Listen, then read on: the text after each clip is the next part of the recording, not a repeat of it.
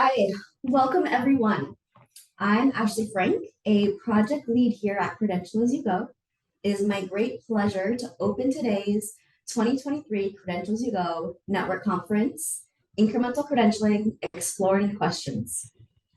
We are a network of 54 organizations, including 8 state systems of higher education, 44 colleges and universities, and 2 credentialing organizations with more than 250 individuals working in different aspects of incremental credentialing. For those of you who may not yet be as familiar with Credential as You Go, our mission is to facilitate the development of a nationally adopted incremental credentialing ecosystem that improves education and employment outcomes for all learners. Simple, right? Over the past few years, as we have really looked at the organizations that are driving this work, we have uncovered many questions that surround the development, implementation, and delivery of incremental credentials. Our hope is to surface some of those questions over the next 2 days with help from all of you. Now, you should have all received the program for our times together, but for your ease of reference, Lucia is copying that into the chat. Please take a look. I want to touch on just some of the high points. Today, we're beginning with a panel of our leadership, followed by a funders panel, and then a learner panel. Then there will be several breakout sessions providing opportunities to hear from network colleagues about their work. Interspersed during the sessions, we'll share with you some quick reflections from some members of our advisory board, highlighting questions that have surfaced from their perspective and why they are involved with Credential as You Go. We'll close today with a quick activity, some new resources that are available to you, and a movie premiere. So get your popcorn ready. Tomorrow, we'll open with a plenary session on lessons learned from our work to date, informed by conversations with so many of you, our network. Then we'll move again into breakout sessions and end with a lightning talk session to get some quick takes and some very innovative efforts underway. We are also setting aside some time for a cross-state meeting of our state systems of higher education, where the state system folks can talk with one another about their major areas of progress and biggest challenges. And we will close the conference by asking you about top takeaways you have from everything you heard. Now, a few housekeeping items. You'll be joining the breakout sessions that interest you. We are not assigning you.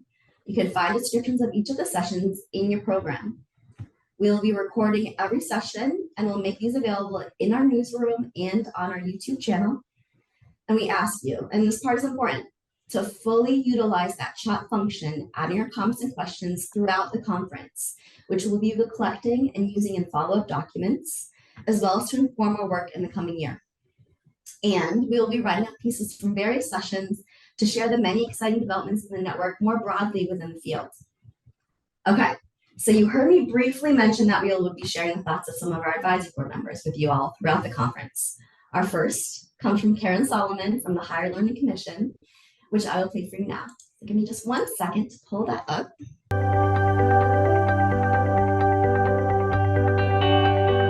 Hi, I'm Karen Solomon. I'm Vice President and Chief Transformation Officer at the Higher Learning Commission, one of the formerly historic regional accrediting agencies.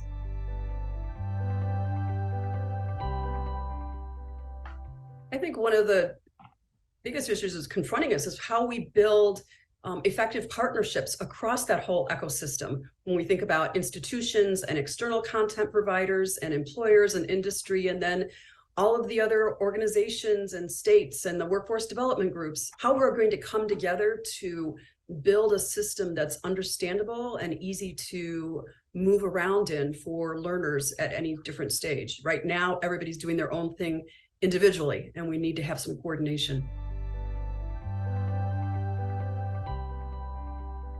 Back in 2019, we published a paper about the transformation and innovation that was going to take over higher education. And one of the elements of that paper talked about the post-secondary revolution and the unbundling of institutions.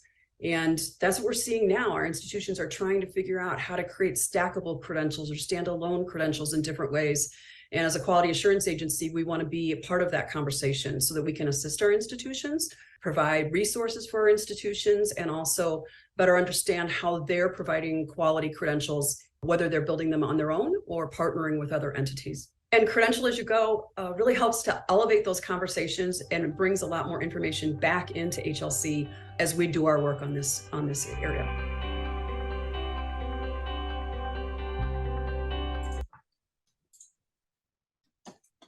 So with that, thank you all for being here. It is now my turn to turn the podium over to our moderator, Michelle Lair, for our first panels. Michelle is the Director of Academic Programs at the North Carolina Community College System, one of our state system partners. Michelle. Thank you, Ashley, so much. I'm happy to be here and welcome everyone.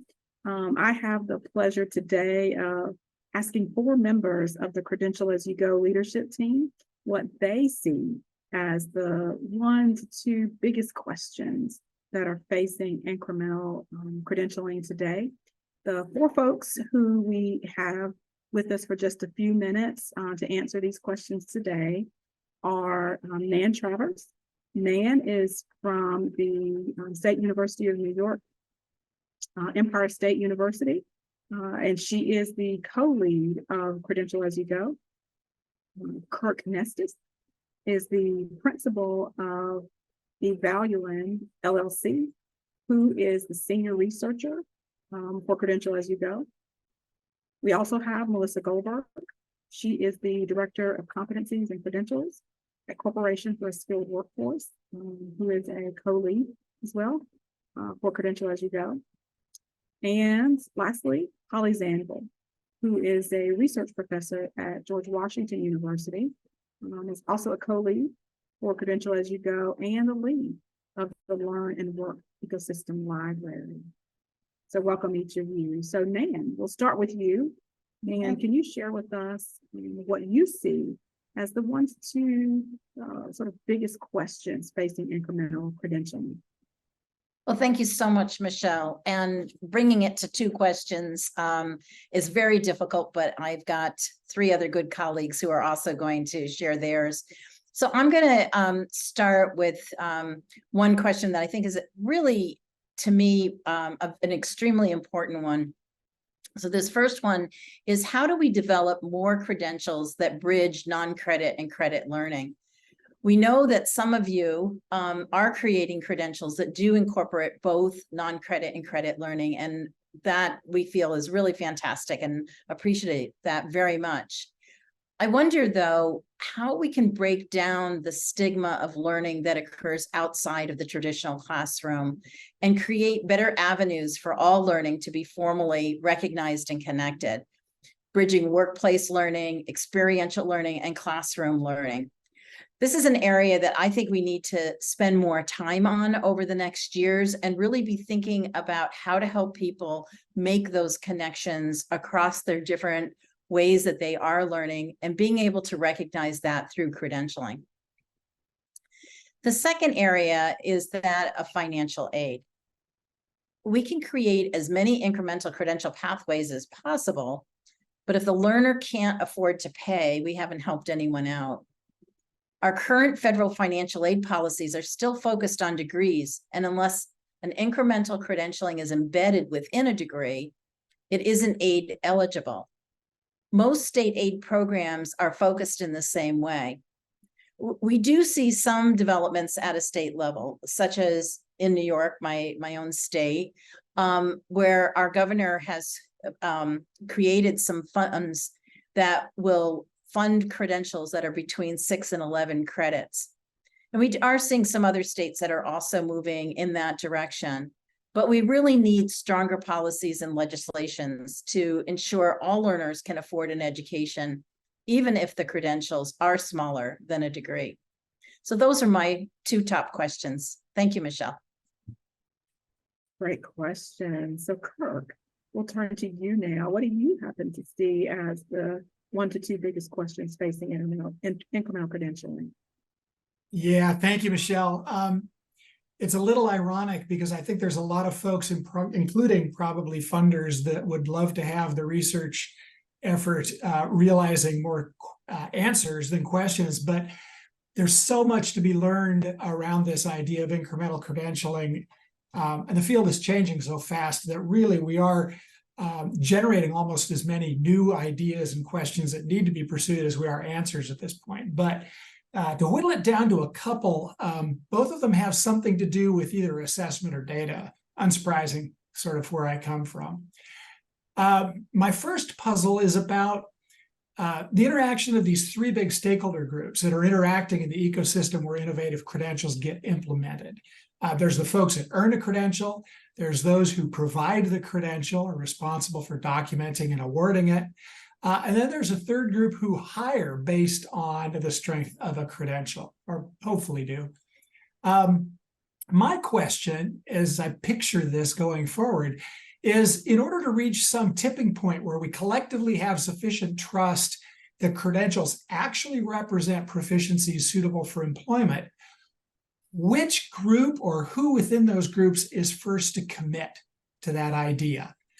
Who shoves us into systemically understanding that this proficiency-based assessment way of thinking about credentialing is viable going forward? I have this picture in my head of everybody sort of going like this, where the employers are looking to the folks that are running the education programs and asking them for specific proficiencies, and the learners are looking at both parties trying to figure out how to negotiate that so they can demonstrate that they've got the skills that the employers need and go to the source in higher education that is going to give them that. So it's a little bit unsettled to me right now as to exactly how this is going to reach critical mass and become something that everybody buys into.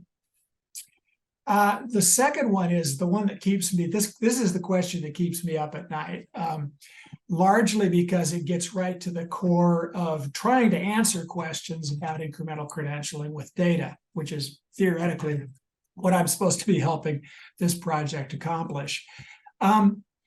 It's ironic, and we're really coming to understand how important this is, that if incremental credentialing approaches really realize their potential for truly changing how learner proficiencies are documented and demonstrated, the traditional measures of higher education academic success, the things that we talk about at system and institution levels, enrollment and completion, the measures that the government agencies use to understand if the system is working, all of that becomes potentially obsolete.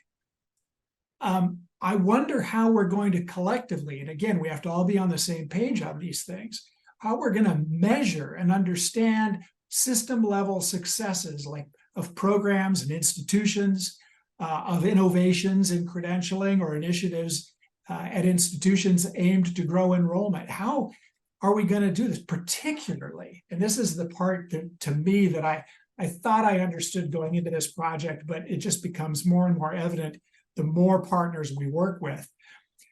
The particular challenge gets really, really tough when we understand how diverse the incremental credentialing models are that are emerging from all of the efforts of the institutions that we're partnering with. They range from things that look very much like traditional bachelor's degrees, but are very different in some fundamental way, to very small, quick, short-term, very targeted credentials that identify specific sets of skills that then stack or assemble in some fashion to be bigger things. The unit of analysis is horrendously difficult to untangle. So trying to understand how these things are working and if they're working, I think, is going to require a major rethink about how we talk about data and evidence and precisely what those measures are going to be going forward. I wonder a lot about that. Thank you so much, Kurt. And we're going to turn to Melissa now. Melissa, would you be able to share your thoughts? Oh, absolutely, Michelle, and thank you. And so there are two questions that I'd like to raise. The first is a key principle of Credential as you go is to increase equity. Use incremental credentials to increase post-secondary educational accessibility, attainment, and employment opportunities for all learners. And my question is, what does this look like? Particularly in this evolving legislative and political climate we find ourselves in. How do we know this is happening? What do we need in place from a systemic perspective? What kind of policy, what funding needs to be available? How about the messaging? And as we've heard from Kirk, the availability of data. How will we know the role of incremental credentials in helping to achieve equity? And then I have a second question. Credential as you go is a movement to create a fair higher education system using incremental credentials. We know the movement is gaining momentum. Institutions, state systems of higher education, workforce agencies, and some employers are creating and adopting alternative credentials or non-degree credentials or incremental credentials. But there's still so many who are tied to the degree as the only acknowledgement of learning. And so how do we engage all the various members of the learn and work ecosystem, faculty, college administrators, registrars, workforce agencies, the abundance of employers and learners to truly buy into this concept and the systems change movement? So I'd really be interested in exploring answers to these questions over the next year or so. Great questions, great questions. Thank you so much, Melissa. And Holly, we'll turn to you. Would you be able to share with us what you see as the 1 to 2 biggest questions facing incremental credentialing? I'm so happy to share, and I think our colleagues, we were a little, it was difficult when we first got this task to think about 1 or 2, but when I think about these questions, I have 2 that come to the top of my mind almost every time. So first of all, if we really can move to recognize learning in smaller increments along the educational journey, will that help Americans find their way better through their education and career journeys? That's a huge question. Can incremental credentialing affect particularly the some college no credential problem, which a lot of us really keep looking at that number, more than 40 million Americans who somehow go to college and they leave with nothing. And the number is going in the wrong direction. So committed to the research agenda portion of Credential as you go, because we're trying to answer this question. Will an incremental credentialing system really make a difference and result in a fair system for all Americans? So that's the first question I would put on the table. The second one is dealing with crowded traffic on the highways. So there's a lot of crowded work, which I think of as highways. And even though crowded highways of change, if you think of that as an innovation, traffic, maybe that's a good thing, but most of us know that heavy traffic is difficult to navigate through and not always the best thing. And most of us don't want to sit in heavy traffic. And I think a lot of the innovators in this room today are not going to don't want to sit in traffic. We want to get things done because that's what we're committed to doing.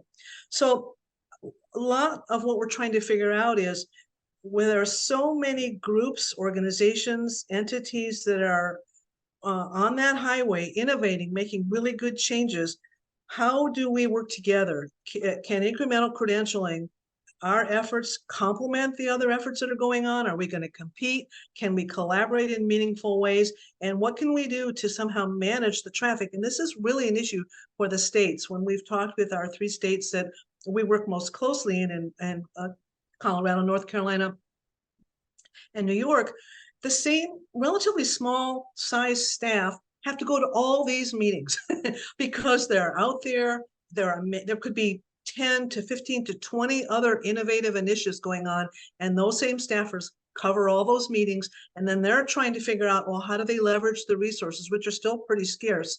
So this is a huge question, is how will we complement incremental credentialing among the other innovations without getting in the way of, but all of us somehow winning in terms of this crowded highway? So those are the 2 questions that I put on the table.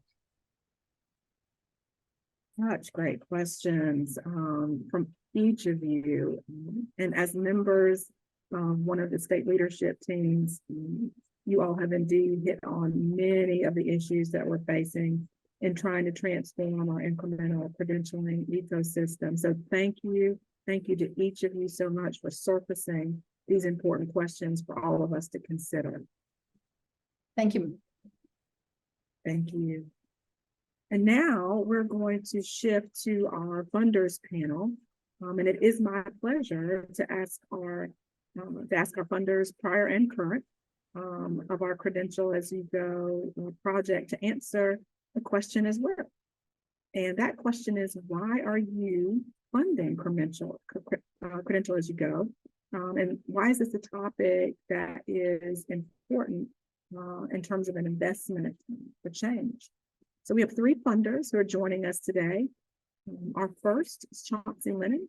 He is the Vice President of Learning and Work and Senior Strategy Advisor at Lumina Foundation. We also have with us James Benson, who is a research analyst in post-secondary education for the National Center of Education Research, the Institution for Education Science with the U.S. Department of Education. And lastly, we have Shannon Rowan, who is Senior Manager in the Opportunity area at Walmart. So first, on behalf of all of our states, our institutions, and our other organizations, I want to thank each of you for the support in your many efforts. And we're going to turn to Chauncey now with the Lumina Foundation, who was the first actually to support the concept of an incremental credentialing approach.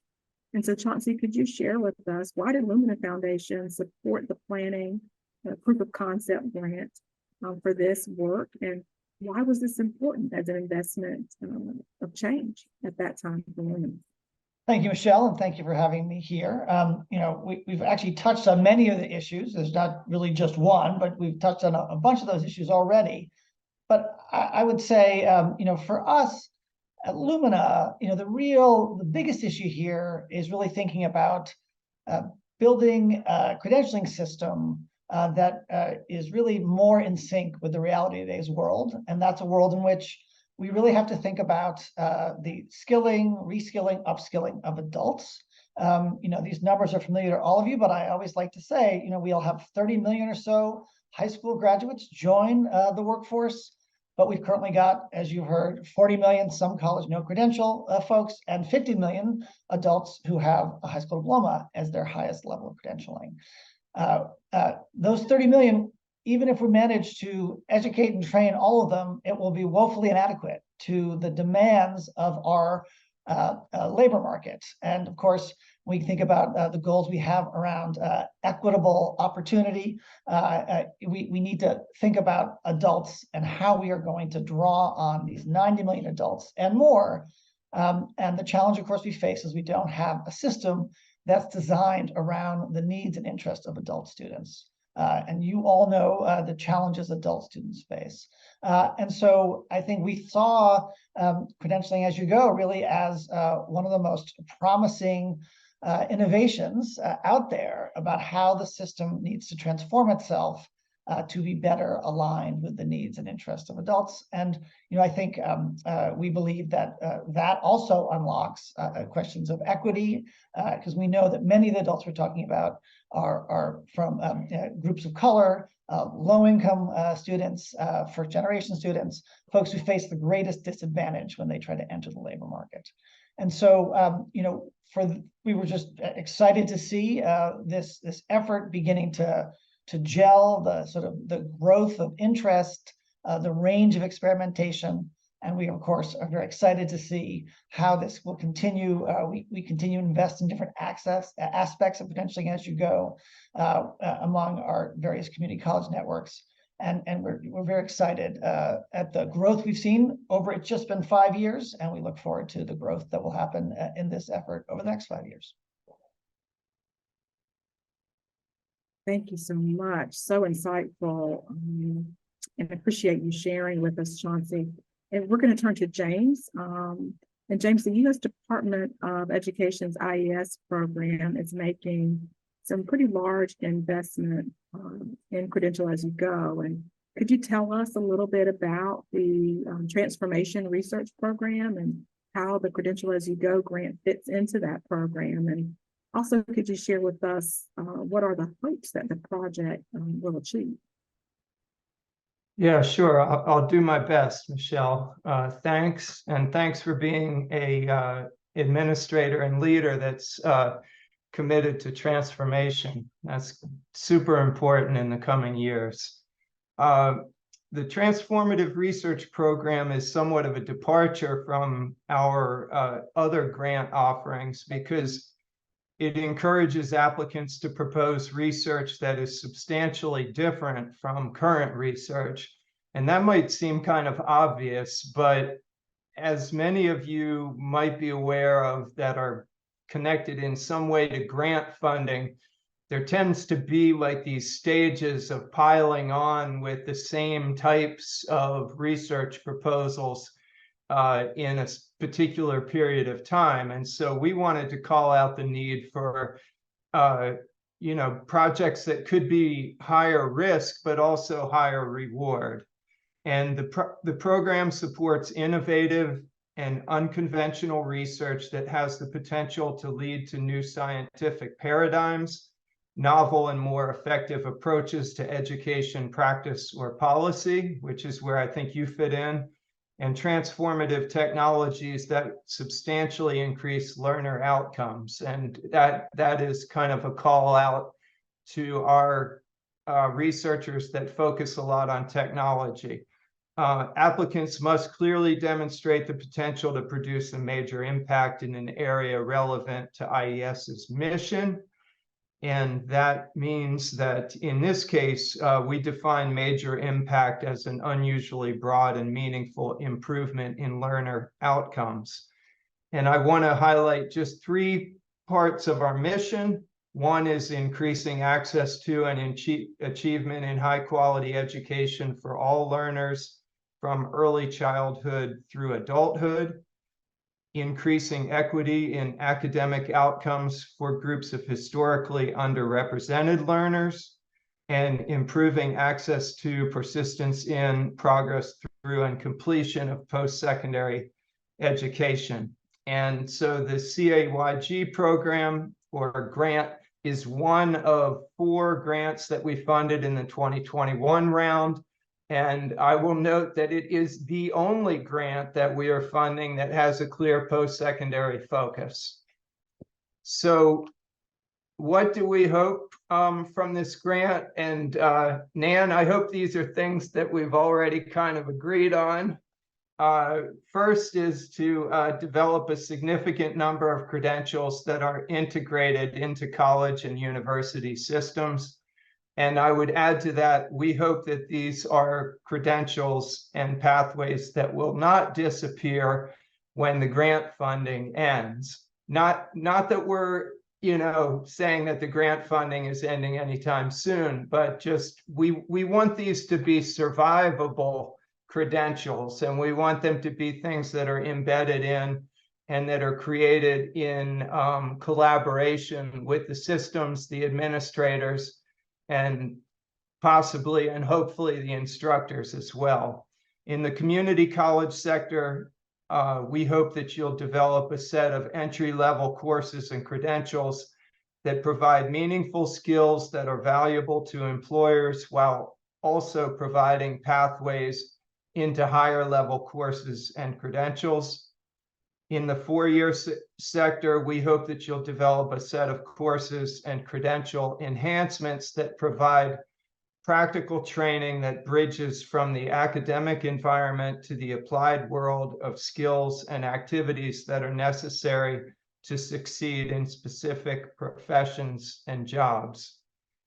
And to Kirk's point, we hope that you will carry out meaningful assessments of how learners are responding to the developed credentials and the extent to which the credentials are associated with opportunities to learn and improvements in academic outcomes for the learners who participate in them, including learners from various racial ethnic groups, different ages, and different levels of prior achievement. And finally, we hope that you will develop models that are vetted by the participating college and university system leaders that can be implemented or shared with other states and systems that would like to implement incremental credentials. And with that, that's pretty much all I have to say. And that was wonderfully said. So thank you so much for sharing with us, James. And we're going to turn to Shannon. And Shannon, we know Walmart has been critical in helping to expand the Credential As You Go network this year. Why is Walmart supporting Credential As You Go, and why is this topic important as an investment of change? Great questions. Thank you. I think a little bit of background will probably help. So our economic opportunity work and portfolio ultimately focuses on working adult learners, particularly the pathways to mobility for frontline workers. And that includes the entire journey that they take along the way. As you've heard, and I think it's going to be a theme, you guys are going to hear more of this. It's not a straight line. There can be that pathing on, pathing off. There's a lot of what learning that happens, life intervenes, and for all the working adults, it can mean a lot of stops and starts.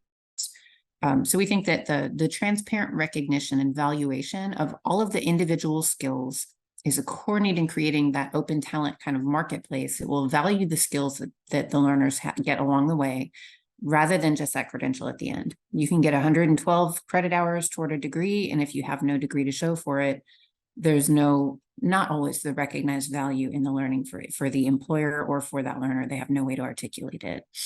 So to put it simply from our end, we need to be able to see all of the skills that a worker has and has learned along the way, the skills that employers want, where people go to get the skills, and how they're communicated to the employers. That's our super simple map. Sounds simple? It really isn't. There are a lot of players on the field. Credential As You Go is helping organizations to think differently about incremental credentialing and recognizing and awarding all that learning. We also care about everything in the non-degree space, that learning, the kind of prior learning assessment, all of the skills along the way.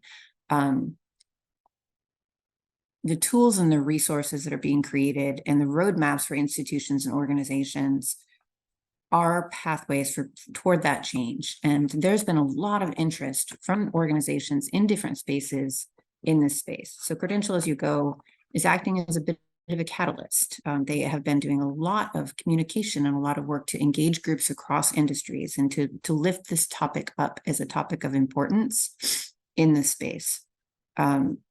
By whichever name you call it. I've heard incremental credentialing. From us at Walmart, you will hear skills a lot as part of how we talk about it. But the Credential As You Go work helps to bring those groups together and helps to build the tools and resources to bring this system to life. There's an ongoing question for me for how do we take the learning? How do we bring the ecosystem to life? And how do we continue to collaborate? It's not one group alone. It's not two groups alone. How do we take the work of Credential As You Go? How do we embed it into the system? How do we bring everybody on board? This work and why this is a topic to invest in, it's the foundation for how we move forward. You heard it earlier from Holly. It's a crowded highway. There are a lot of people in the space. There are a lot of questions on kind of how we move forward and how we achieve that.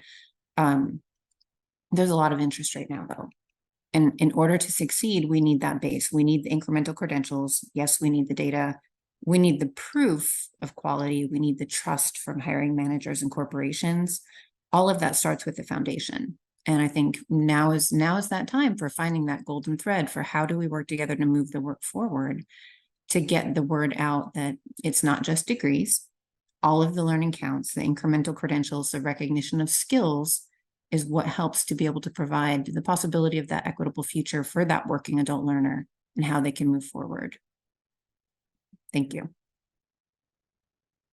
This has been tremendous. I think that we can all agree that higher education is definitely changing, and our workforce certainly has needs, and our learners need some clear barrier-free paths to move into higher education or learning, whatever that shape may take for them, and into the workforce. So I'm excited about some of the thought leadership that we have here today, and the work that you guys have done. You are all leaders of change, and we're so grateful for the support that you're providing to our states, our higher education institutions, and our credentialing organizations. So grateful for your insight today and for sharing. And now I'm going to actually pass things over to Nan. Thank you so much, Michelle. We really appreciate you moderating these two panels and for the work that you are doing also in North Carolina. It's really a pleasure to work with you. And I really want to take a minute and thank Chauncey, James, and Shannon. We are so indebted to your organizations for supporting this.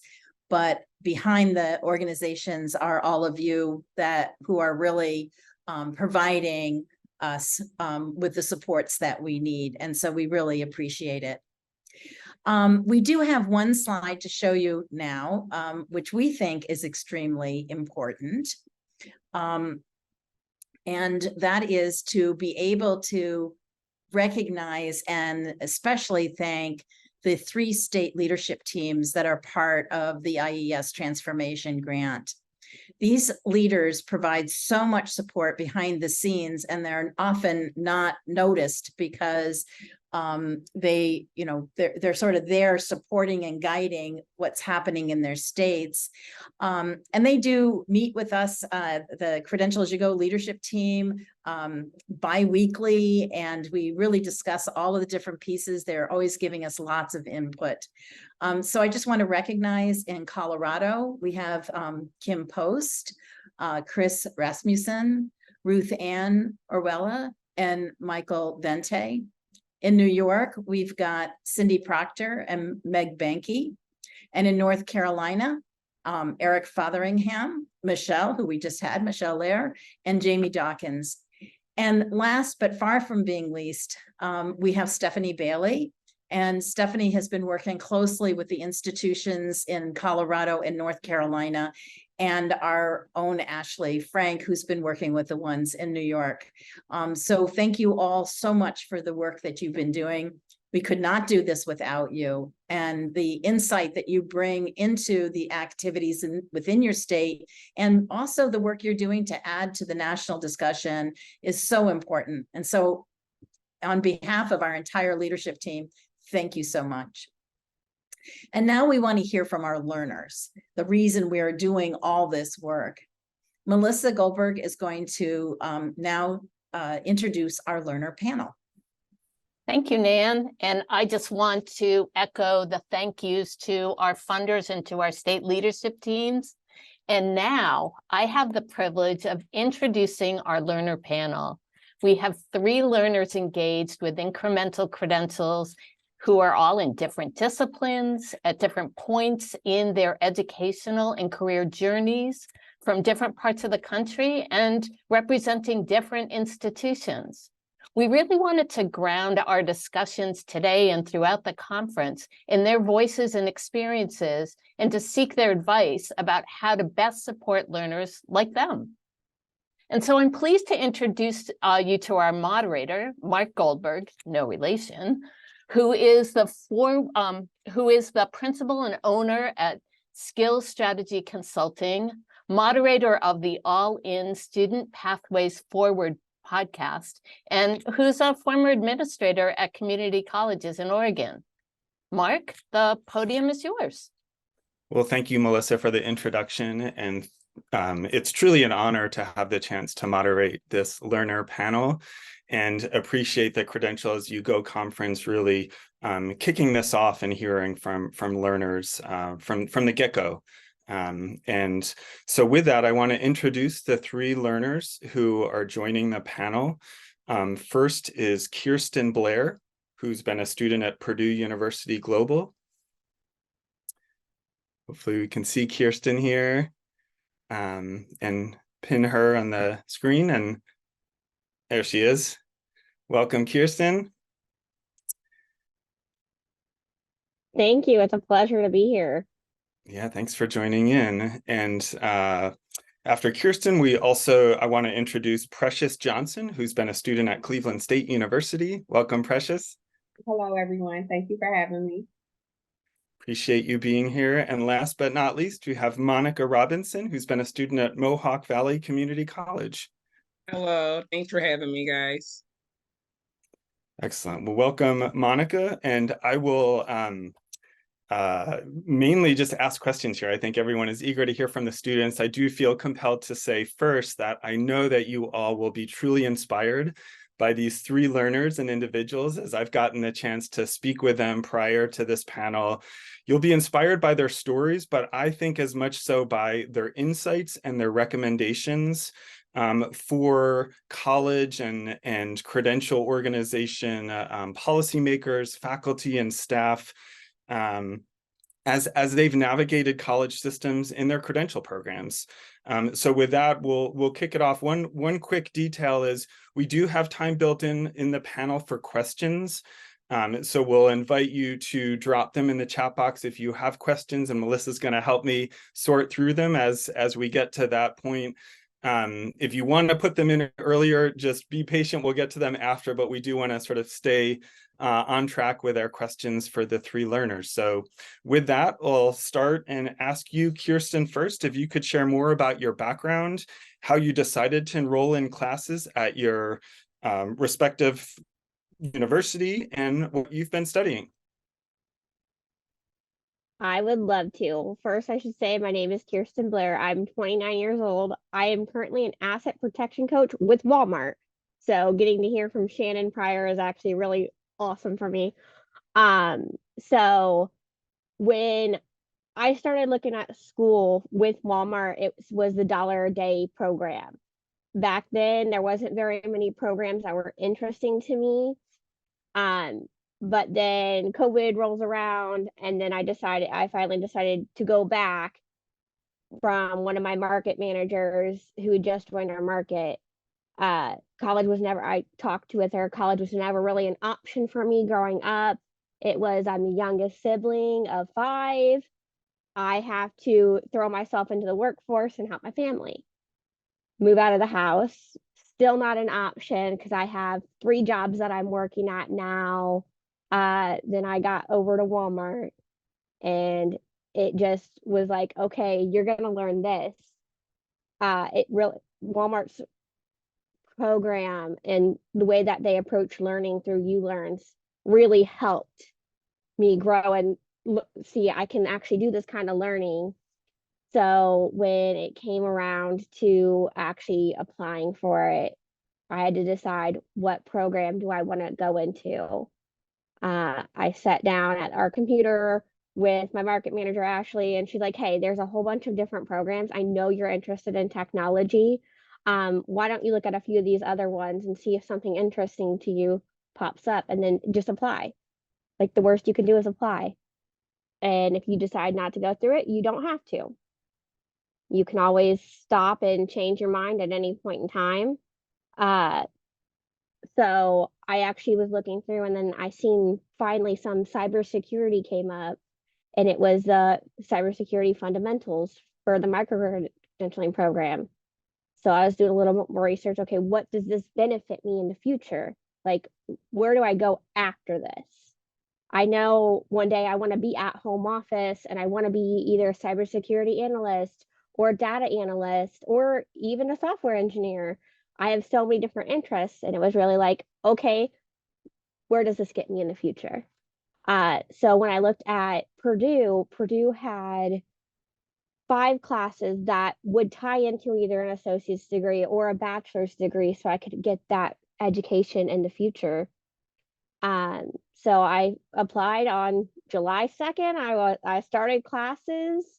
Purdue did provide an orientation class to kind of get you adapted to the online learning, because it is a whole different world than in-person learning. You have discussion boards, you have your labs, you have quizzes, you have to communicate a lot throughout the week. But they really made it easy by helping provide a schedule. And even now, the very first class, they give you, okay, this is what you should be doing about Monday, Tuesday. Your week starts on Wednesday for your next week. So there's a lot back there that just helped align that out for me. And that's why I decided to go after it. And then when I got that micro credential, I'm like, okay, what's next? Thank you so much, Kirsten. I really appreciate how you talked about how you were thinking about short-term and long-term and where you want to take your career, and really factored that in as you considered programs, and then also touching on the onboarding orientation for an online class, and that being a key element. So with that, I want to come to you, Monica, and ask you the same question. If you could share more about your background, how you decided to enroll in classes at Mohawk Valley, and what you've been studying. Yes, no problem. I'll start off. My name is Monica Robinson. I am 41 years old. Totally different than Pearson. I study the Credential as you go teacher assistant. I am also alumni for MVCC, Mohawk Valley Community College Agency, with a human services degree. So what brought with me to speed things up was I wanted to change. I love the advocacy work. I love everything that I do and the skills that I had, but I still do not want to leave the inside of the classrooms. So I was in between, do I want to stay in daycare or do I want to go to the Utica Schools District? And when you work in the Utica Schools District, there is so much fun, but I also know there are certain skills and credentials that you needed. So the Credential as you go, Mohawk Valley Community Action agency, one of the agencies and the colleges, actually, I believe they collab with this awesome program.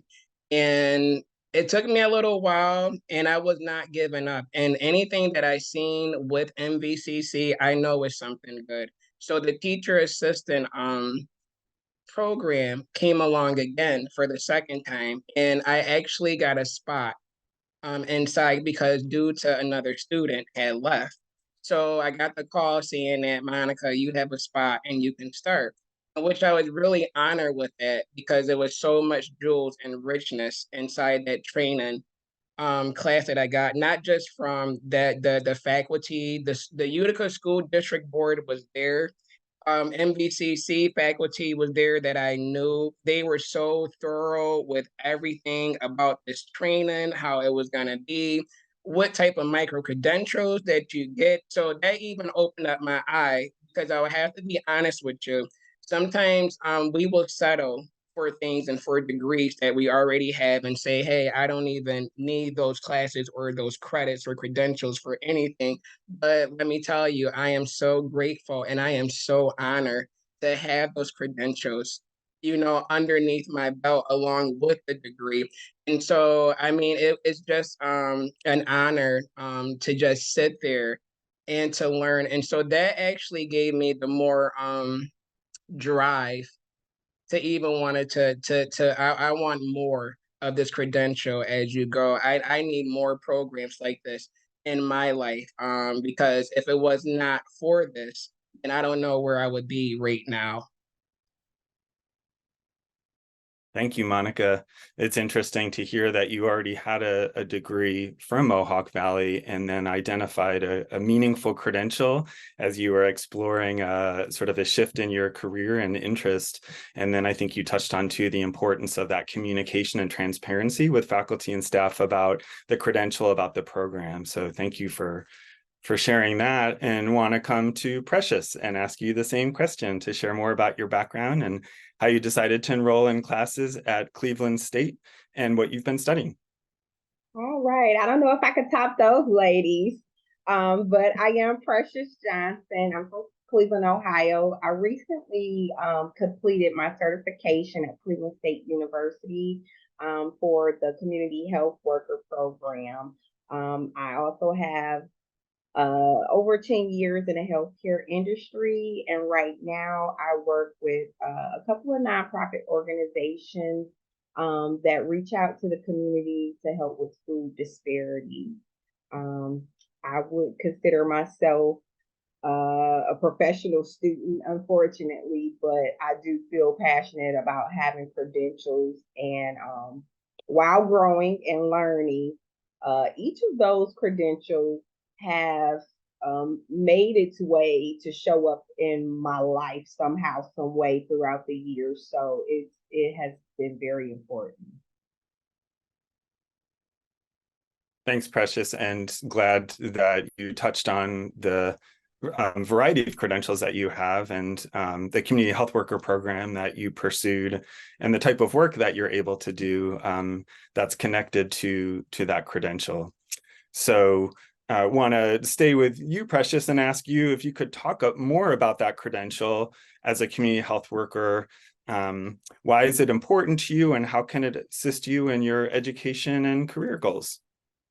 Well, that particular certification kind of found me again, like others have. I went to Cleveland State University for a nursing refresher course, and then I was invited for the community health worker training, and I was intrigued with the title, being a nurse, having compassion, and love for the community. I was like, well, let's just do this, and it throughout the training, it was very exciting. I had a lot to contribute to my peers, with my experience and everything like that. So it kind of put me at ease, opposed to being nervous of trying something new. I feel that having credentials are so important because it shows employers and colleges and universities that you have knowledge, you have training, and essentially those credentials open up doors of opportunities such as this one, and possibly career advancement. So. Yeah, that's great. And it sounds like with your different credentials, as you talked about, they're all related and have created more opportunities, the community health worker, but sort of building on the past training and certifications that you have into the future.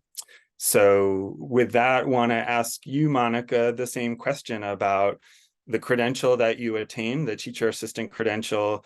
Why is it important to you, and how it has assisted you or can assist you in your education and career goals? Well, it most definitely helped me with my self-esteem. First of all, it did, and like I said, I had to well, I would say this, like I was telling you, Mark, a couple of weeks ago, I was a lead teacher for a daycare for school age program. And so I knew my time was up, but all I had was human services advocacy work. I have been in the classroom, but I have never worked in a school district. And so with being in the program, and I did not know that I was going to get credential. I did not know that at first until I really read the flyer thoroughly, and that's what made me. And I said, you know what? I'm not lowering myself from like human services worker to TA. Oh no, because I need to get my foot in this door, and if micro credentials is going to get me there in this program, I'm gonna be there. But listen, it has and which actually I got the job. So, and by me being there and employed through the Utica School districts right now, it has helped me. I mean, beyond self-esteem, I walk in there as if like I'm an expert, and I've been working in the district forever. So, and it's an honor, and it does. And then when I get compliments, so the reflection is what people are looking at is actually from that classroom, from that program. It's really nothing. If I didn't have the training and the skills from that program and from the classes, the credentials, then I wouldn't have been able to bring. I mean, yes, as my personality, witty, everything else. But as far as knowing, educated, listen, it's an honor, it's a blessing, and I can go on and on about this program. That's so awesome. And I would just say congratulations. You, in the introduction, talked about wanting to work for the school district, and you got the job, and just appreciate how you explained, that it built self-esteem, but you also gain the skills to be effective in that role in this new career path that you've pursued. So that's amazing, and congratulations, and appreciate you sharing that. And you should walk around like you've been doing it for years, because you've got the skills and you've got the background and experience, and building on what you did in as a lead teacher, even if you hadn't done the program yet. So appreciate that, and want to come back to you, Kirsten, and ask you the same question about the credential you are working towards and how it can assist you. I mean, you touched a little bit on that in the intro, but if you want to share more, please do. Yeah, I can definitely do that. So I already got my micro-credential with cybersecurity. And when I was talking to an advocate for my school when micro-credentialing came up, and he emailed me about it and was asking me, why did I do it this way? Because if going into a traditional bachelor's program, I would have gotten the micro-credential no matter what. Like, I would have had it. I essentially told him, I said, I want you to look at it from my perspective. I am going to be graduating at the very beginning of 2025. I just started my bachelor's program 2 months ago, and I will be graduating in a year and a half approximately. That micro credential was only 6 months at max. I think I got it done in about 4.5 months because I moved some classes around and added some classes in. That's half of the time. And by the end of that micro credential, I know what I want to do. I'm not getting through all of the gen ed classes and then deciding, okay, maybe I don't want to do this. Maybe I want to do this. No, I know what I want to do. And it's what other things do I want to learn while I'm here now? What do I want to have to be able to apply to home office and be like, okay, I want to be this, exactly this. This is how I'm going to get there. I know I need a bachelor's program to do it. And I know I want to be either an analyst or one of these three options because this is now my roadmap. This is now the skill set that I want to have. So that was really important to me, and that kind of drove my passion in. I know this is what I want to do, and this is the time I want to do it in because I know I can do it in that time. This previous weekend when I was meeting with one of my professors, and he's like, okay, you want to add a fourth class in, and that's a lot for a full-time salaried member of management to do that that has a 2-year-old and a family and is volunteering with with our police department. And I'm like, no, I can do this. I know I can do this. The micro credential set me up to be able to do this. I have the hard skills. Now I'm just learning the softs, and I know the basics, and I'm just getting a little more in depth with the learning because the classes that was chosen for this gave me that middle line, the stuff that I know I need to know. That's what, when you add into a credential class, that's important. Give us the skills you want us to have. At the end, let us decide for ourselves whether or not we want that full degree. Because either way, you're going to have the same outcome. You're going to have the knowledge set to set us forward.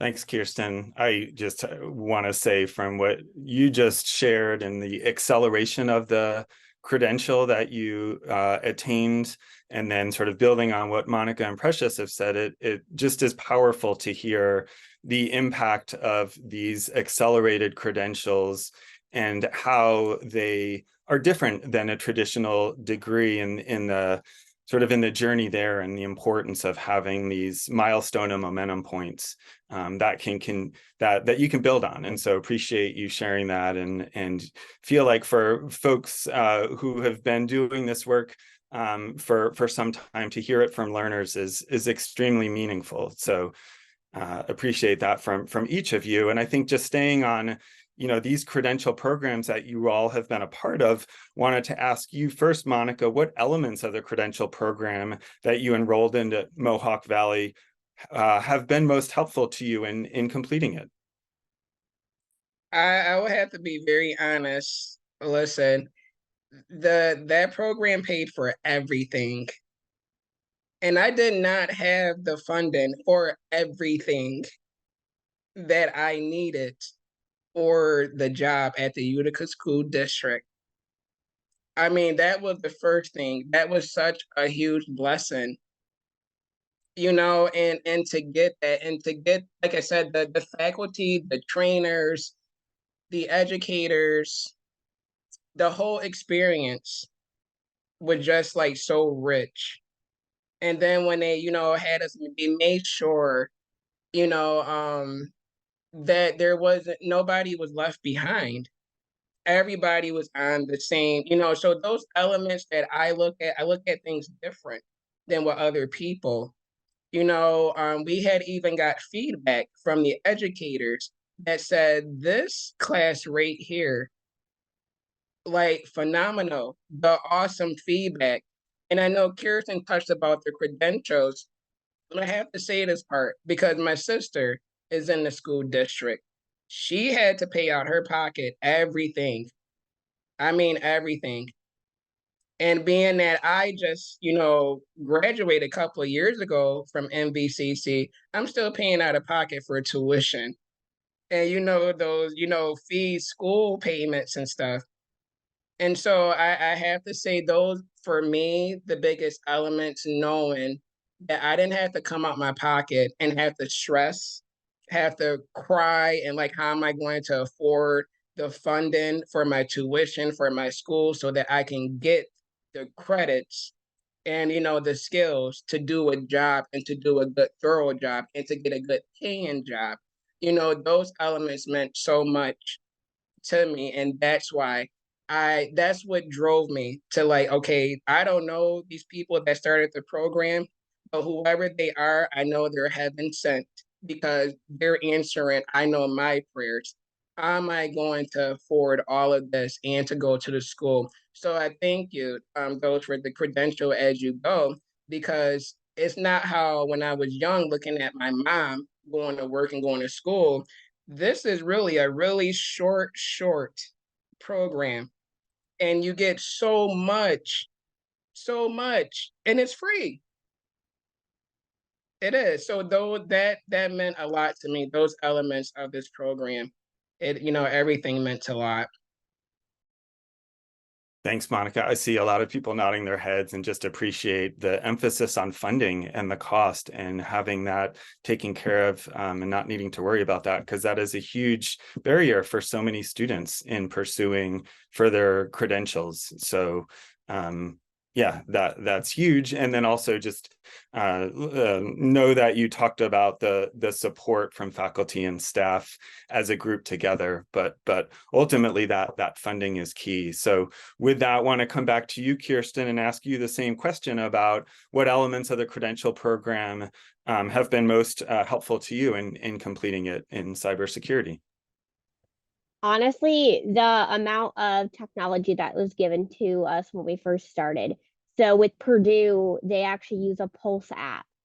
So I can get and the Bookshelf app and a bunch of different technology apps that I can actually do on my phone. So when I'm having lunch at work, I can sit there and I can do some text, read my textbook, or I can go and I can comment on my discussion boards, and I can further along my learning while I'm on lunch. I can read when I'm writing passenger to an inventory. I can sit there and learn while I'm working as well. If I have downtime, I can sit there while I'm waiting for the police department to come.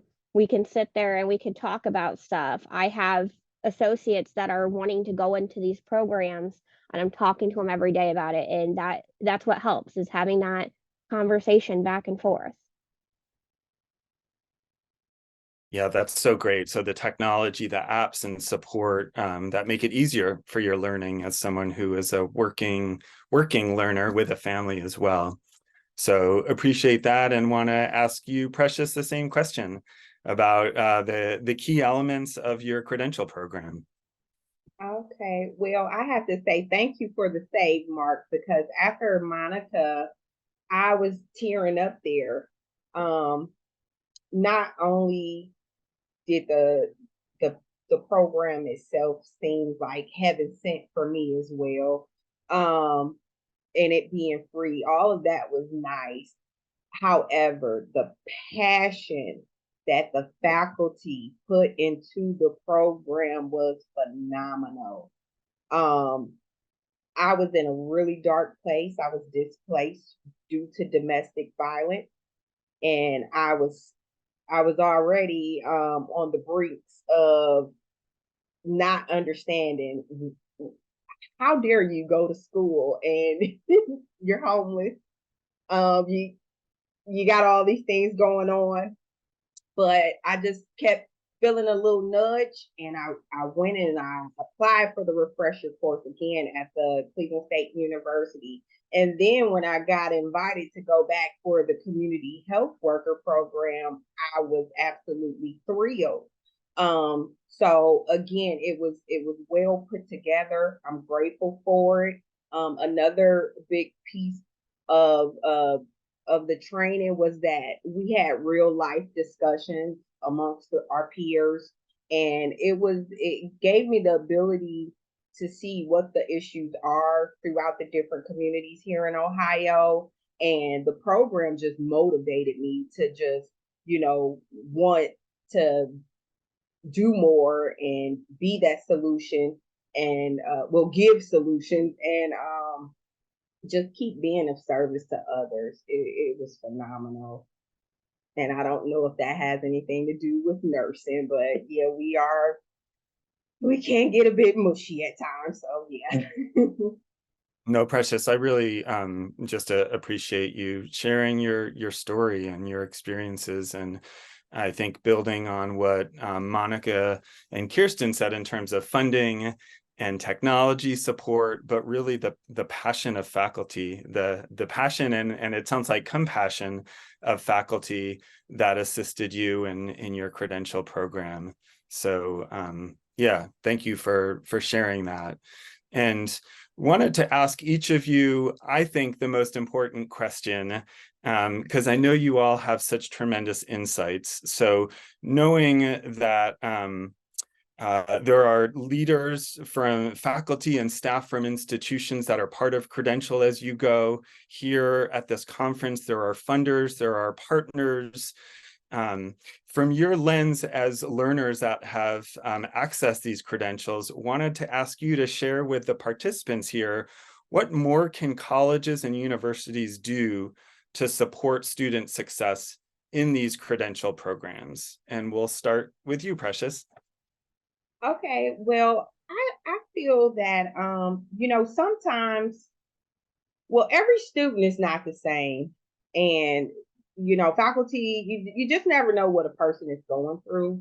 I feel the best support that could be out there from the colleges and universities are the follow-ups.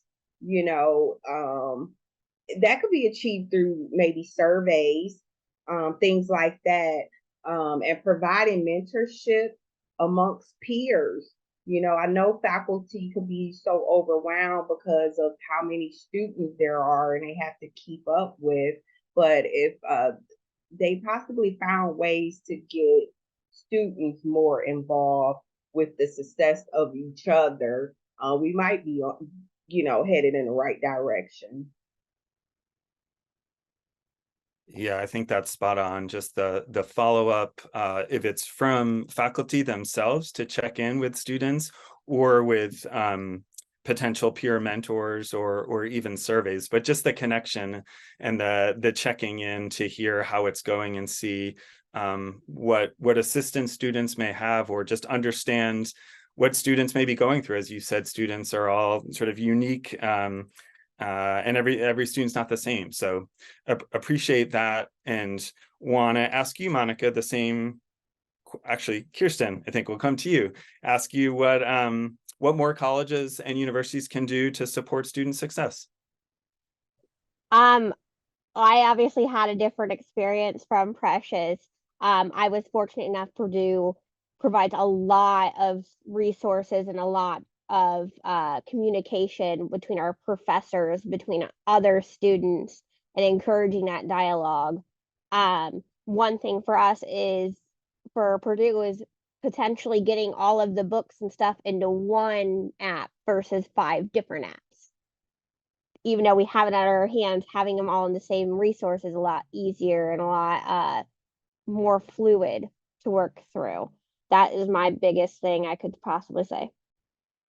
So streamlining processes so it's simpler for students who have very busy lives, learners who have very busy lives. Yeah, that's a great recommendation. And then finally to you, Monica, wanted to ask you the same question of what more can colleges and universities do to support student success? I would say follow us, but I have to give it to Mohawk Valley Community College. They are very supportive. I mean, when I say supportive, it's like family. It really is. And so when that faculty came in there, one of them was a previous professors. And, I knew, the type of person she was, but, I seen someone had wrote in the chat, communication is the key. That is definitely communication. But I will have to say with the team, with you guys up there, not the student panel, but everyone that made this a successful, you guys continue being in communication, encourage one another. I know it had to be stressful. I done been on, all sides of the field to where, you put in something big like this together, especially when it comes with funding. Some people could get stressed, and I know Precious had mentioned you don't know where people is at in life, and it can be your coworker that you see every day for 40 or 50 hours a week and have no idea where their mentality is at.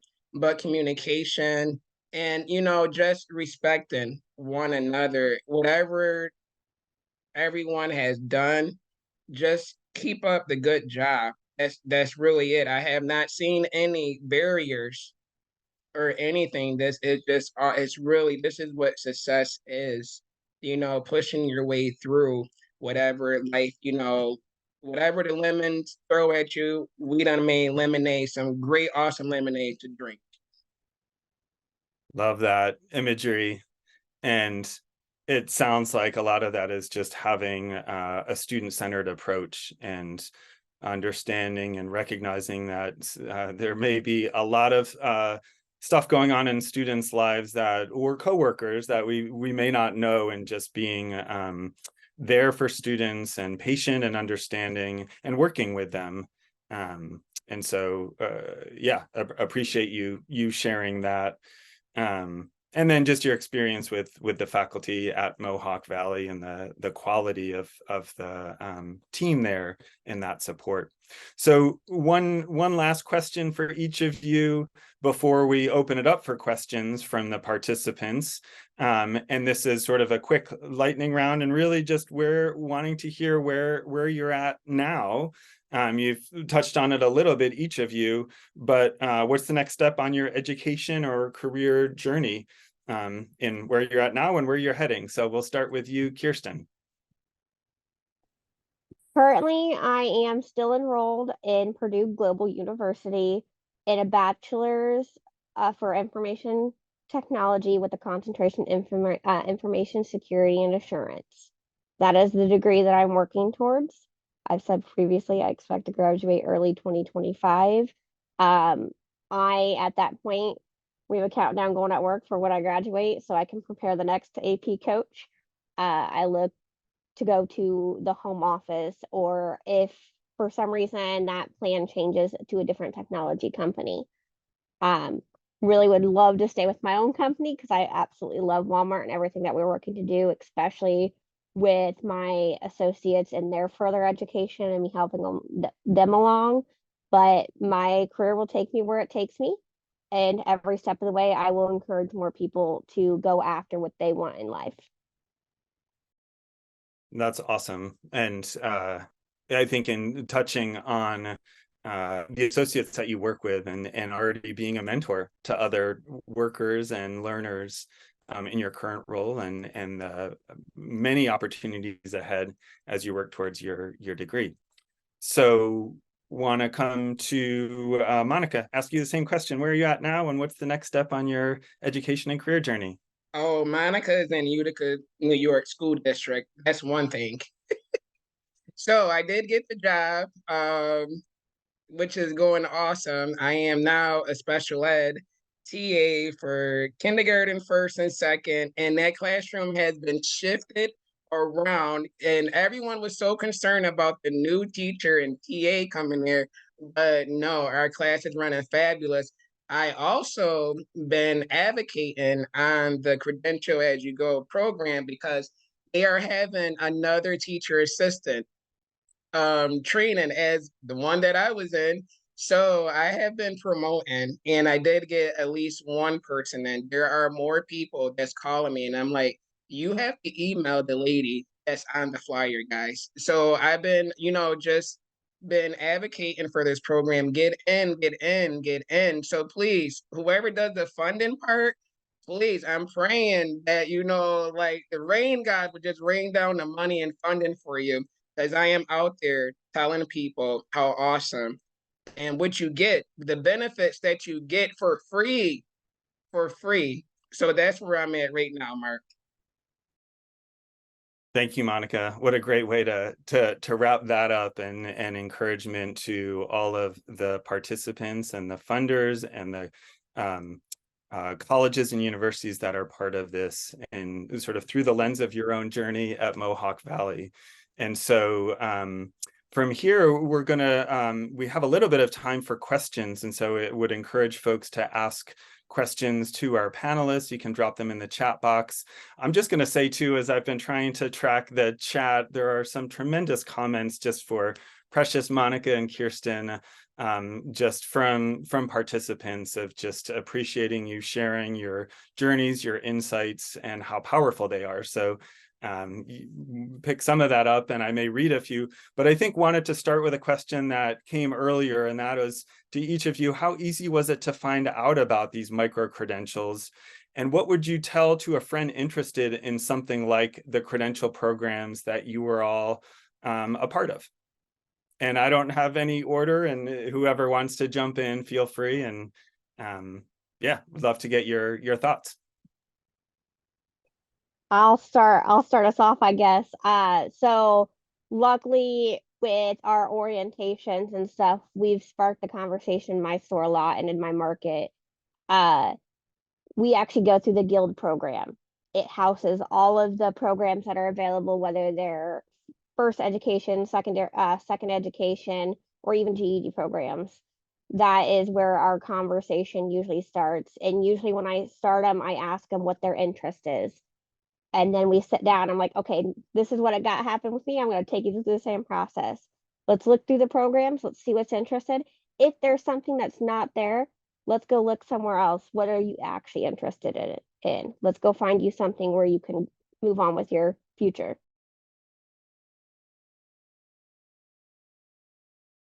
That's awesome. Thank you, Kirsten. And Precious and Monica, either of you want to chime in on this? So we have been having every other weekend information sessions where we're bouncing resources off each other, and that's been very helpful. I've been an advocate to the program, and I'm gonna just continue to keep doing that. Thank you. And for Mark, and for myself, like with Precious, I stay with in a community with the resources, and actually with this one with the teacher assistant credentials, it was sent to me by various people, because you have to share that passion with others. And so that's how I got the notification. And still, like I said, it's such an honor to advocate, to promote this, to encourage others and to just let them know, like, listen, I know everybody likes the word free. I don't care what it is, but everyone likes to hear that word free. So those are the words that I usually say: free, and this is what you benefit from. This is everything that you get from this program. And the first thing that I mentioned is that you get credits, college credits that you don't even have to pay for or sit as long as someone else that did have to take those classes. So, yeah. I think all three of you have articulated in different ways, just being ambassadors for the programs that you've been a part of, if it's with associates, if it's out in the community, and with other learners. And so I don't have a strong or close connection to your institutions, but I feel like on behalf, I should say thank you, because it's just incredible that you do that and have seen the benefit of these programs and are promoting them to others. So that's fantastic. And with that, want to ask you, to each of you, were any of you worried seeking a micro-credential rather than a degree? And I know, Kirsten, you talked a little bit about sort of the weighing those. So maybe could start with you, and if Monica or Precious, you want to chime in, that would be great. Yeah, that's perfectly fine. So yeah, went back and forth of which way to do it first, and it really broke down to what would get me where I want to get as fast as I can. I know I have the ability, I know I have the skill to learn what I want to learn. My biggest barrier, which I know Christine in the chat asked what our biggest barrier was, so I want to touch on that while we're there because I'm going to mention it anyways, was going from the micro credential program into the bachelor's program. Because there's, after you graduate with any kind of program, there's a waiting period to be able to go into another one. Now, if I would have went the traditional route, I would have gotten them both together at the very end, but that wouldn't be as beneficial, and it would have taken way longer in the long run. For me, is we need to try to see what we can do to remove that barrier, because how many people wouldn't have waited and wouldn't have kept calling to get back into the program knowing where they wanted to be at? Would they have given up in that 10-week gap that I got pushed back, or the 10 weeks when it moved to 15 weeks? Yeah, so not losing momentum, and making sure that colleges have that, remain connected to learners who begin with a micro credential first to really smooth that transition into a bachelor's. And so, yeah, appreciate that. And then no, Monica and Precious, you came to your institutions gaining a new credential, having had a degree already. So it's sort of a different vantage point, but I think still an interesting question about weighing a micro credential versus an additional degree. And then since Kirsten jumped in with barriers, if either of you wants to also offer what your biggest barrier was, independently of the first question or together. I'm trying to think of a barrier with it, because I don't. The only thing I'm like, it should have been longer, like another week, you know? So I really don't. I don't have, and it was, like I said, it was just awesome because with the credentials, and even though I had a degree, I only need like 2 or 3 more credits to actually go. And with the Utica School District, they have different phases. So phase 1 is like, you get paid a certain amount, you have this, high school diploma. Phase 2, and then they have phase 3. So I seen where I was at. I'm in phase 3, but I can't get to phase 3 yet because I have to be in a district and at phase 1 for a year. So no, and if I have the skills and the stuff with a micro credential, I'm still at the same level with somebody that has a degree, and we both doing the same skills and doing the same productive work. Yeah, that's really helpful to have that, and the way that you see sort of the building of skills and the credentials and certifications in that field, and the value of that micro credential. So thank you, Monica. And the barrier, one more week seems doable, right? And appreciate that. And then Precious, want to ask you the same question. Well, I didn't see any barriers. I'm almost like Monica. She's like my soul sister or something at this point, because the only thing that I was thinking about with our training, it was 1 day a week, every Saturday for like 19 weeks. And I'm like, could we get more days? And then that way, maybe, I don't know. But it was great. I never knew that there was a job title of community health worker. So it was really intriguing for me to know that people outside of myself, because that's, I have a degree, so that other people can come and get this education and be placed within the workforce and have an awesome career, if that's their passion. So it was great. It was great to know and be a part of. Thank you, Precious, for adding that. And I know we just have another minute or two, but I do feel compelled to read one or just a few of the comments in the chat box, and one that stuck with me earlier from Cheryl saying, this is one of the best learner focused panels I've had the opportunity to attend. Thanks to each of you. It really helps us keep your stories front of mind as we work to try and grow these kinds of opportunities. Really inspiring. And I think other ones, thank you so much for sharing with us, like many others have already said, inspired. So just really great feedback. And I think both a blend of you being open and honest and sharing your stories and your unique journeys, but also your insights and your reflections to your experiences, and all of you thinking about other learners or potential learners in sort of following your footsteps, which seems to be a theme there. And it just shows to me the value of these credentials and the impact for you and your families. So another comment, these students are living examples that intentional and thoughtfully designed credentialing programs matter, from Tina. And I could go on, but just know that this conversation to me has been truly inspiring. And I want to just thank Kirsten, Precious, and Monica for carving out the time with your busy. Oh, Precious, you got something? Yeah, can I give a shout out to Lucia? She's been in the chat and just, whoo, she's keeping up so much good. Yeah, she's like our cheerleader over here. I can't Yes. see her, but shout out to Lucia. I'm sorry. And thank you everyone though. That's what I just wanted to say. Sorry. Yes, and can I say one thing? If anyone ever like needs me to advocate for this program free of charge, listen, I love stuff like this. It does not matter.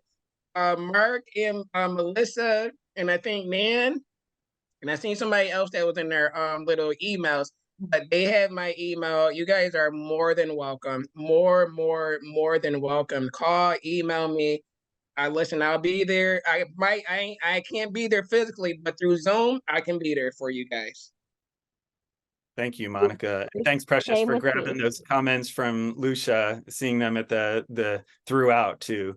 And then Kirsten, if not sure if you wanted to add anything more there. Yeah, so there was two questions when I jumped on that was asked. One by Holly Zanville, if I'm pronouncing her name right. I hope we were able to answer your question. Yes, this credentialing program, it helps. It helps tremendously beyond what you could even imagine. And I know I'm not the only one that thinks that. I know these two ladies below as well. And then one from Shannon from my company, actually, she asked if the work that we does, how we can do, what we can do to make the work count. And that's really going to be with the corporations and the places outside, is taking what we're learning. I know Walmart has many different things for us. I hope these ladies as well with their actual positions. I know Monica definitely does, and getting the credit for her classes, but other corporations taking us by example is showing them that we can do this work. We're showing we have these skills, we're learning these skills, but maybe incorporating side by side. Okay, we know that they're going into this program, we're funding it, we're paying for it. Why not have these different positions to help us along? That way you get us at the very end of it, no matter what. Either way, we're helping provide the work that you need, and we're getting that further education to help you move forward in your life. Perfect. What a great way to pull that all together, and appreciate you looping back on the questions from earlier, Kirsten. And so again, just want to thank the three of you for offering up so much to this panel as part of this conference. I learned a tremendous amount from each of you in our conversations. And from here, I'll pass it back to Melissa. Thank you, Mark, and thank you for your fantastic moderating. And to Kirsten, Monica, and Precious, thank you so much for your generosity, for sharing your stories, for sharing your expertise, and giving us advice on things that we really need to keep in mind moving forward as we're developing and really advancing this whole notion of incremental credentialing. We cannot thank you enough. This has been so inspiring, as I'm sure you all saw in the chat. This really moved people, and it's really going to be in our minds as we move forward this afternoon and tomorrow afternoon with the rest of our conference, and more importantly, moving forward as we design an incremental credential. So thank you, thank you, thank you to all of you. Melissa, and thank you again to the panel. That was absolutely amazing. So now that we are all thoroughly inspired, we are going to be moving into our first series of breakout rooms, okay? So you all should have seen the session descriptions in your program. Molly, why don't you go ahead and open those rooms? I'll go over what's in each of them. So in room 1, we have Ruthann and Renice will be speaking about Colorado's Quality and In-Demand Non-Degree Credential Evaluation Framework. Janice will be sharing information about Red Rock Community College's early childhood education pathways in breakout 2. And then Jennifer and Marjorie will be talking about Bryan University leveraging Lightcast and aligning credentials with industry in breakout 3. So please go ahead and make your selection of your choice, enjoy the session, and we'll see you back here in 30 minutes. So this is Thomas Walker from the University of North Carolina system. We're gonna play his video, some great insights, and then I'm gonna release you on a break and come back here for 4:10 p.m. for our next set of breakout rooms.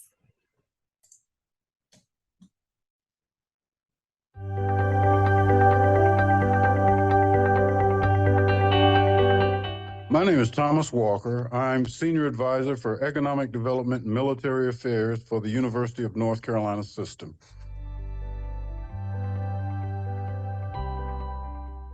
Well, I think one of our primary goals should be the creation of a universal.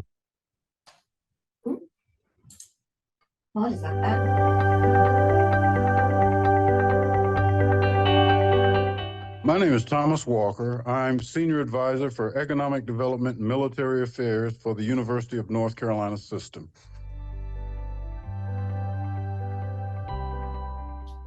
Well, I think one of our primary goals should be the creation of a universal transcript, for lack of a better term. I think we need to do this, A, because people's experiences and trainings often fall through the gaps when interacting between institutions, whether that's from military to university, credentials from, say, the IT world that don't particularly translate into IT programs in the university setting. And I think this is necessary, A, because it gives people options, and B, for those folks who have temporarily stopped out of, say, the educational credentialing process, it does not prohibit them from participating in the workforce credentialing process. So I certainly think that's one thing. And then I think another goal of ours should be to ensure that both on the educational and the training and credentialing side, that we tie the skills and outcomes of our entities with the skills and outcomes needed in high demand areas in the workforce. Those are two reasons that I think it's important that we create some sort of credentialing system that's recognized nationally.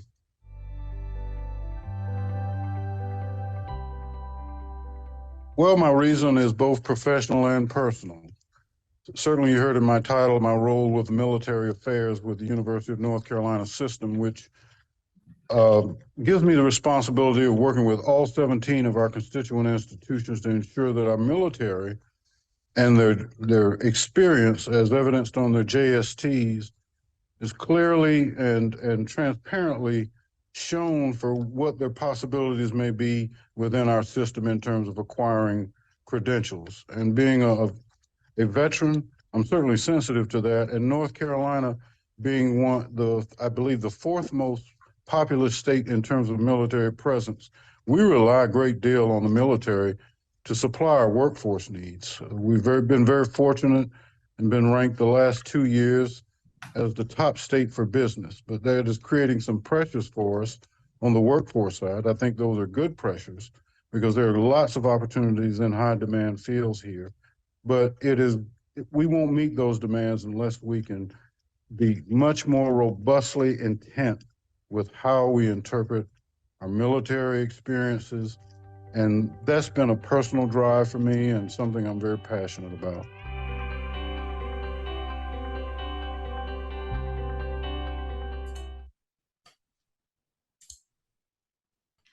We know this has been a super packed day, and so we want to close with just a quick activity, a peek into some really cool new resources that we want to share with you all, and our movie premiere. So Holly, why don't you take it away?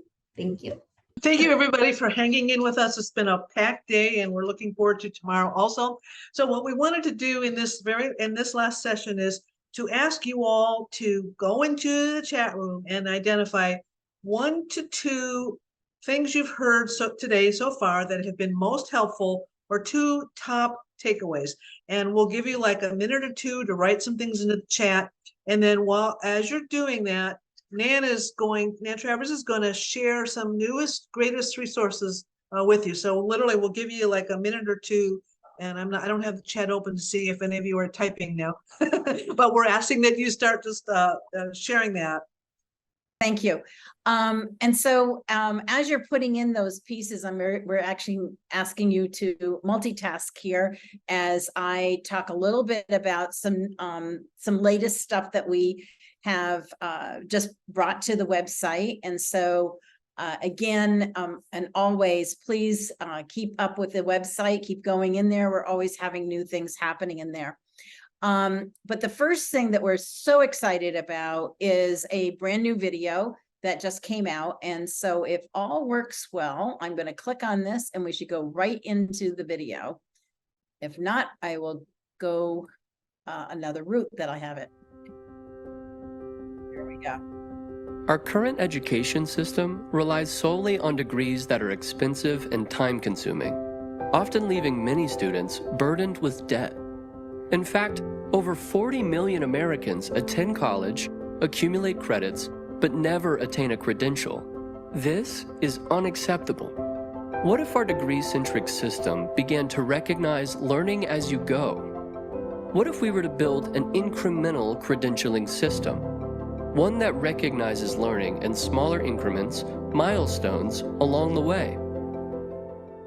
Introducing Credential as you go, a national movement aimed at transforming our degree-centric system into an incremental one. We believe this is not only necessary, but entirely achievable. Why? Because our current credential system doesn't work. Because the workforce demands of the 21st century have evolved. Because our current system doesn't work for all Americans equitably. Credential as you go's mission is to facilitate the development of a nationally adopted incremental credentialing ecosystem that improves education and employment outcomes for all learners. We started work in 3 states, Colorado, New York, and North Carolina, and we are rapidly expanding across the country.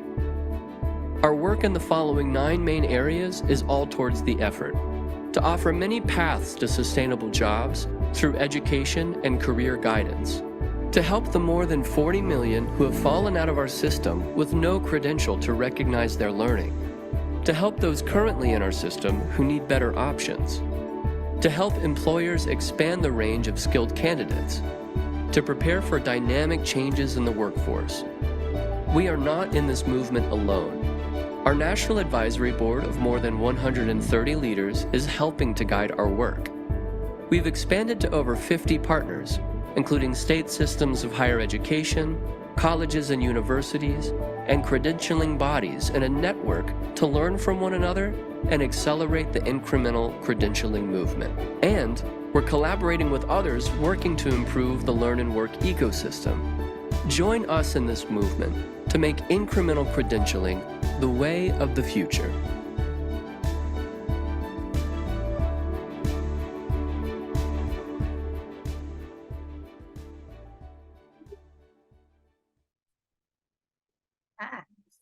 So let me Okay, stop sharing I for 1 finally second. found what boosts my Hold metabolism. on 1 and second, it's because not crazy what just workouts or happened bad was- diets. The real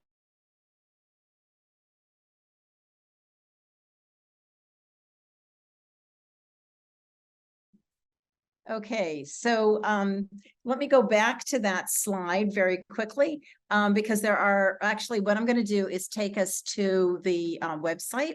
So give me 1 second while I bring that up as well. That will just,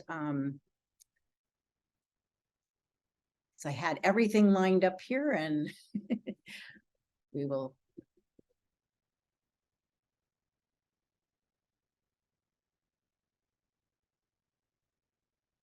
Okay, I should be sharing right now. And do you see the website? Yes. Yes, ma'am. Okay, fantastic. So I'm going to use the website to show you a few things that have come about. I think it's a little easier than going back and forth on all the links that were on the slide. So under tools and resources, a big sort of announcement today is that we have a new playbook called Making the Case. That video that you just saw will be also uploaded within this, as well as we will have it on some other places on the website. And I do want to say, and I just want to make this very clear, that all of these resources are open resources for you to be using. So if you want to use that video in a meeting, share across, or even if you're doing a presentation about the work that you're doing, you may use that video as part of your presentations. You also can use some of the materials that are in these playbooks, because we really want you to be able to use them.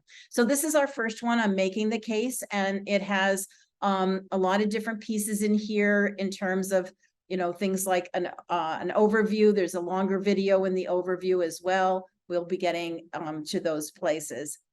Then also with the playbooks, on many of them that are uploaded, we now have a PDF version. So this one on the framework, which is beautifully done. So we really want to thank the people who were involved in getting these PDFs done. But it's the same, it's the playbook, but also where you can download it. And again, share it with your colleagues. You can take parts of it. You know, we really think of these as open source. So we do, if there are things that are in there that are helpful, and then you can, you know, adapt them to your own needs, that would be absolutely fine.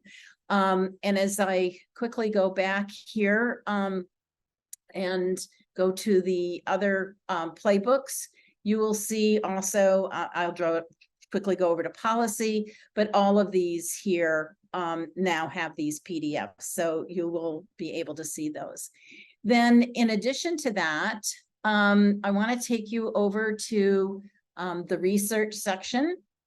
And we have 2 reports. They are loaded here on the bottom. One is the feasibility research study that is a summary of the focus groups.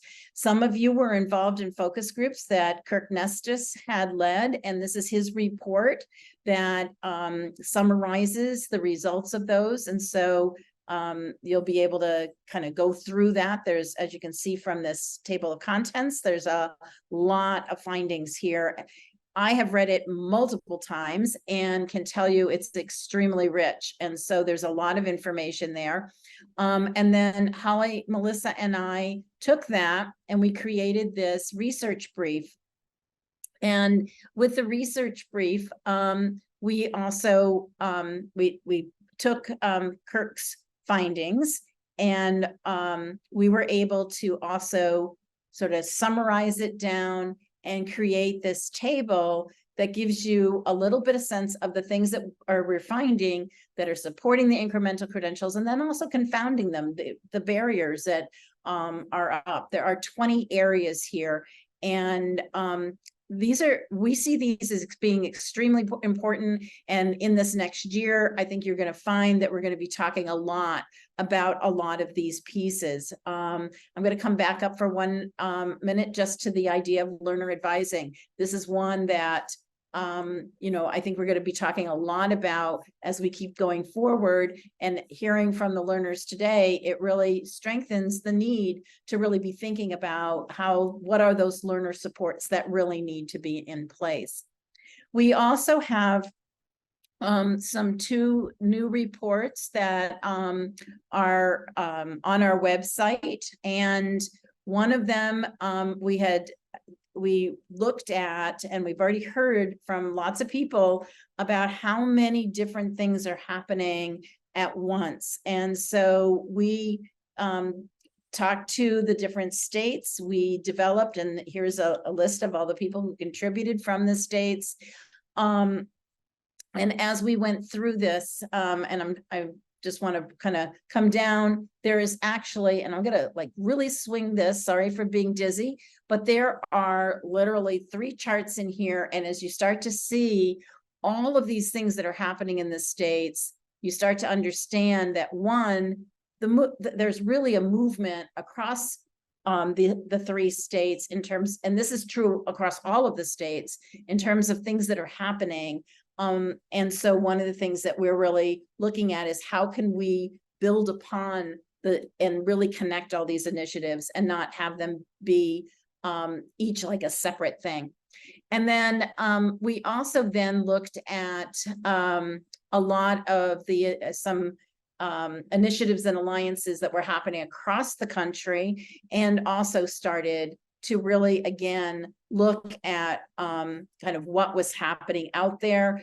I'm going to swing this down again. What we've got is we came up with the fact that there are these different categories of what's happening in these initiatives, and there are some findings that we can share, but the report is here for you.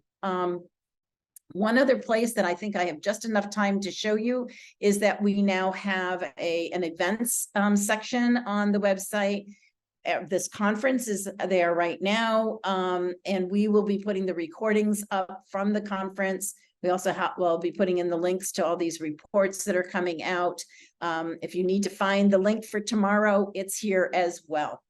But there will, below this, as you continue down, you will find information about previous summits that we've had and recordings, etc. One of the things that came up quite a bit has been things like around quality assurance. I've heard that today. I've heard people talking about needing common language, and there's the summit front that we did on the looking at language. And so you'll find that there's a lot of resources here. And so with that, I'm going to stop sharing, and I'm turning it back to Holly, who's going to bring us to a closure for today. And you're on mute.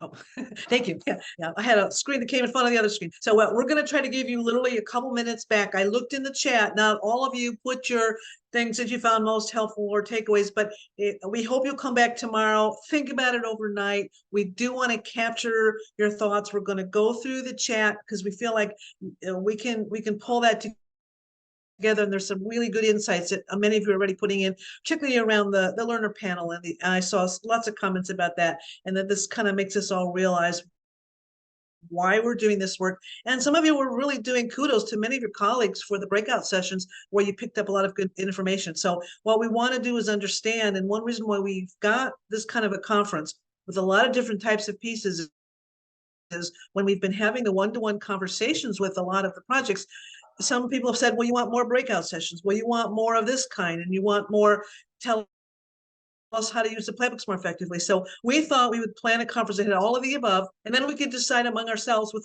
all of you, what is most helpful. So we know that we planned the hodgepodge here, but that we did that intentionally so we could see whether or not that's truly helpful, because that may be what we need when we have so many diverse kind of users of this information. So I think with that, we will see, hopefully many of you will come back tomorrow. We've had a fabulous day. I can't just write one or two things in my chat list. So we'll work on that tomorrow. Many of you couldn't stay for the movie. We're going to show the movie again tomorrow because we thought it was such a hit and we want to see it again. So we're looking forward to tomorrow. So join us and have a good evening.